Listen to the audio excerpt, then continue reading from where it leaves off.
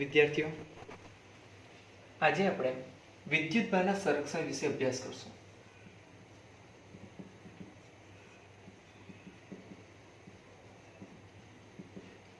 વિદ્યુતભારનું સંરક્ષણ એટલે શું?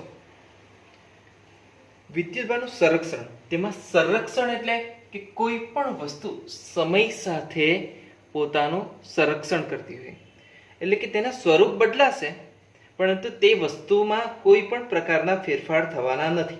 ઉદાહરણ તરીકે કે કોઈ તંત્ર છે, કે આ એક તંત્ર છે, એક સિસ્ટમ. હવે આ તંત્ર વિદ્યુતીય દ્રષ્ટિએ અલગ કરેલું છે. કઈ દ્રષ્ટિએ? વિદ્યુતીય દ્રષ્ટિએ અલગ કરેલું તંત્ર છે. હવે વિદ્યુતીય દ્રષ્ટિએ અલગ કરેલું તંત્ર એટલે કે તેમાં કોઈ પણ વિદ્યુતભાર કે પછી એ પ્લસ એટલે કે ધન વિદ્યુતભાર હોય અથવા માઇનસ એટલે કે ઋણ વિદ્યુતભાર હોય, તેમાંથી કોઈ પણ વિદ્યુતભાર તેમાં દાખલ થઈ શકતો નથી કે તેમાંથી બહાર નીકળી શકતો નથી. તો આમ વિદ્યુતભારનું સંરક્ષણ એટલે શું કે વિદ્યુતીય દ્રષ્ટિએ અલગ કરેલા તંત્રમાં ગમે તે પ્રક્રિયા થાય તો પણ વિદ્યુતભારોનો બેઝિક સરવાળો અચળ રહે છે. એટલે કે આ તંત્ર પરના વિદ્યુતભારો કુલ અચળ રહેશે. હવે આ તંત્ર પર હમણાં કુલ વિદ્યુતભાર કોઈ જ નથી, એટલે એના પરનો કુલ વિદ્યુતભાર 0. તો આ તંત્ર સાથે સંકળાયેલી કોઈ પણ પ્રક્રિયા થાય તો એના પરનો કુલ વિદ્યુતભાર હંમેશા 0 જ રહેવાનો છે.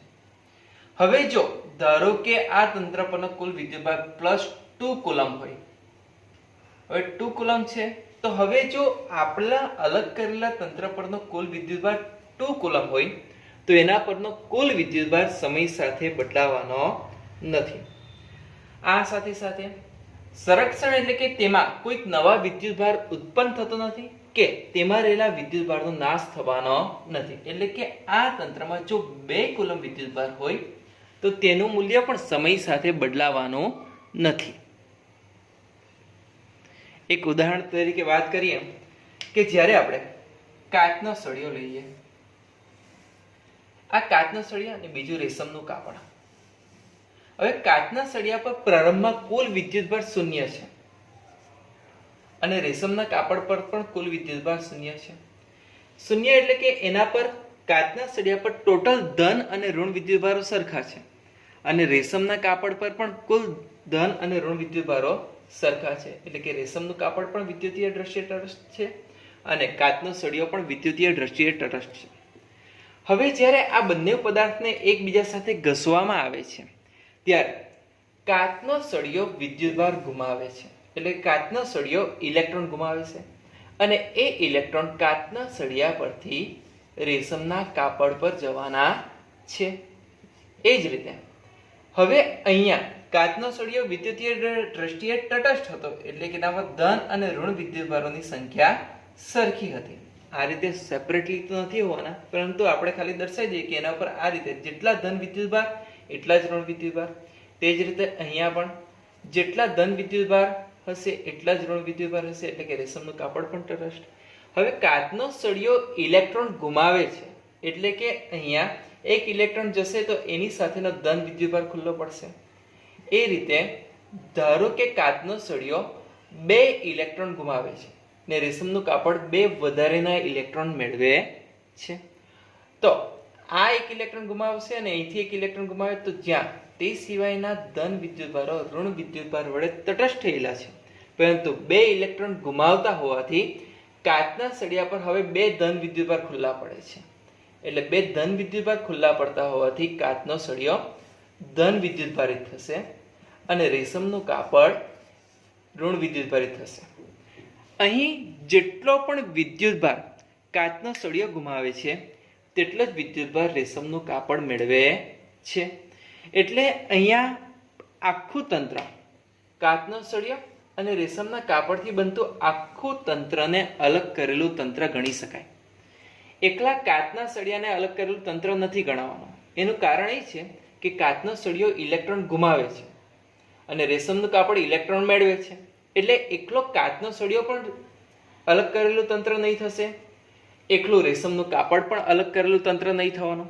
પરંતુ કાચનો સળિયો અને રેશમના કાપડથી બનતા આખા તંત્રની વાત કરીએ તો કાચના સળિયા પર 2 ધન વિદ્યુતભાર, કારણ કે 2 ઇલેક્ટ્રોન ગુમાવે છે, અને રેશમના કાપડ પર 2 ઋણ વિદ્યુતભાર, 2 ઇલેક્ટ્રોન મેળવે છે, તો કુલ વિદ્યુતભાર 0 થઈ ગયો. જેવી અહીંયા પહેલા વાત કરતી હતી કે ટોટલ કાચનો સળિયો અને રેશમના કાપડ પરનો કુલ વિદ્યુતભાર 0 થશે, કારણ કે કાચના સળિયા પર પણ 0 હતો અને રેશમના કાપડ પર પણ 0 હતો. તો બંને કાચનો સળિયો અને રેશમના કાપડથી બનતા આખા તંત્ર પરનો કુલ વિદ્યુતભાર 0 થશે. એટલે કે કાચનો સળિયો અને રેશમના કાપડથી બનતું તંત્ર એ અલગ કરેલું તંત્ર કહેવાય છે. પરીક્ષામાં ઘણીવાર પૂછાય છે કે કાચનો સળિયો અને રેશમના કાપડ જેને એકબીજા સાથે ઘસવામાં આવે તો તેના ઉપર વિદ્યુતભાર ઉત્પન્ન થાય છે. તો આપેલમાંથી કઈ પરિસ્થિતિમાં અલગ કરેલું તંત્ર તરીકે ગણી શકાય? તેમાં ઓપ્શનમાં હોઈ શકે ફક્ત કાચનો સળિયો, ફક્ત રેશમનું કાપડ હોઈ શકે. પરંતુ આપણે ભણી ગયા કે અલગ કરેલું તંત્ર એટલે એ તંત્ર કોઈ પણ વિદ્યુતભાર ગુમાવશે નહીં અને મેળવશે પણ નહીં.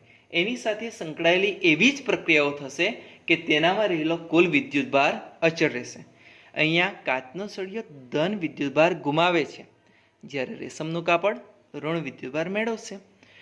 ને તેની સાથે સાથે અહીંયા સેમ એ જ પરિસ્થિતિ, પણ બંને પરનો કુલ વિદ્યુતભાર બદલાતો નથી. બંને પરનો કુલ વિદ્યુતભાર નથી બદલાતો એટલે કે આપેલું કાચના સળિયા અને રેશમના કાપડથી બનતું સમગ્ર તંત્ર પરનો કુલ વિદ્યુતભાર 0 જ રહી છે. એટલે આખું કાચનો સળિયો અને રેશમના કાપડથી બનતું આખું તંત્ર એ અલગ કરેલું તંત્ર ગણી શકાય છે. હવે વિદ્યુતભારના સંરક્ષણમાં આપણે કીધું તેમ કે વિદ્યુતીય દ્રષ્ટિએ અલગ કરેલા તંત્રમાં કુલ વિદ્યુતભારનું સંરક્ષણ થાય છે, જેથી વિદ્યુતભારનું સંરક્ષણ કહે છે. અલગ કરેલા તંત્ર પરનો કુલ વિદ્યુતભાર અચળ છે. આપણે જે તંત્ર લઈ લીધેલું તે વિદ્યુતીય દ્રષ્ટિએ અલગ કરેલું તંત્ર હતું. હવે આપેલ તંત્ર વિદ્યુતીય દ્રષ્ટિએ અલગ કરેલું તંત્ર હોય તો એના પરનો કુલ વિદ્યુતભાર બદલાવાનો નથી. એટલે કે એના પર રહેલો કુલ વિદ્યુતભાર અચળ રહેશે. અહીં વિદ્યુતભારનું સર્જન પણ નહીં થવાનું અને નાશ પણ થવાનો નથી. માત્ર વિદ્યુતભાર એક પદાર્થ પરથી બીજા પદાર્થ પર જશે, કે જેવું આપણે આગળ ટોપિકમાં વાત કરી કે કાચના સળિયાને જ્યારે રેશમના કાપડ સાથે ઘસીશું તો કાચનો સળિયો ઇલેક્ટ્રોન ગુમાવે, તો કાચનો સળિયો જેટલા ઇલેક્ટ્રોન ગુમાવશે એટલો જ ઇલેક્ટ્રોન રેશમનું કાપડ મેળવે છે. તો કાચના સળિયા પરથી ધારો કે 2 ઇલેક્ટ્રોન દૂર થાય ને 2 ઇલેક્ટ્રોન રેશમનું કાપડ મેળવશે, તો કાચના સળિયા પર 2 ધન વિદ્યુતભાર પ્રાપ્ત થતા હતા, જ્યારે રેશમના કાપડ પર 2 ઋણ વિદ્યુતભાર પ્રાપ્ત થતા હતા. તો એના પરનો કુલ વિદ્યુતભાર 0 થતો હતો. એટલે કે આખા તંત્ર પરનો વિદ્યુતભાર બદલાતો હતો નહીં. હજુ એક ઉદાહરણ લઈ લઈએ. ન્યુટ્રોન એ વિદ્યુતીય દ્રષ્ટિએ તટસ્થ છે. તો એનો જ્યારે આ અલગ કરેલા તંત્રમાં દાખલ થાય ને ઇલેક્ટ્રોન અને પ્રોટોનનું જોડકું ઉત્પન્ન થાય તો તંત્રમાં તો એક ઇલેક્ટ્રોન અને પ્રોટોન વધી જાય છે. તો શું થયું હશે? તો જેવો આ ન્યુટ્રોન દાખલ થાય છે તંત્રમાં તો તેવું જ એનું એક પ્રોટોન અને એક ઇલેક્ટ્રોનમાં ઉત્પન્ન કરે છે. જ્યાં પ્રોટોનનો પરમાણુ ક્રમાંક 1, ઇલેક્ટ્રોન માટે વાત કરીએ તો એમાં પરમાણુ ક્રમાંકમાં ગણતરી થશે, પણ એની પરમાણુ દળાંકમાં ગણતરી નથી થવાની. તો અલગ કરેલા તંત્રમાં જ્યારે પ્રોટોન ને ઇલેક્ટ્રોન છૂટા પડે છે તો પ્રોટોન પરનો વિદ્યુતભારની ગણતરી કરીએ તો એ +E છે, જ્યારે ઇલેક્ટ્રોન પરના વિદ્યુતભારની ગણતરી કરીએ તો એ -E છે. તો તંત્ર પરનો કુલ વિદ્યુતભાર આપણી પાસે 0 થવાનો છે.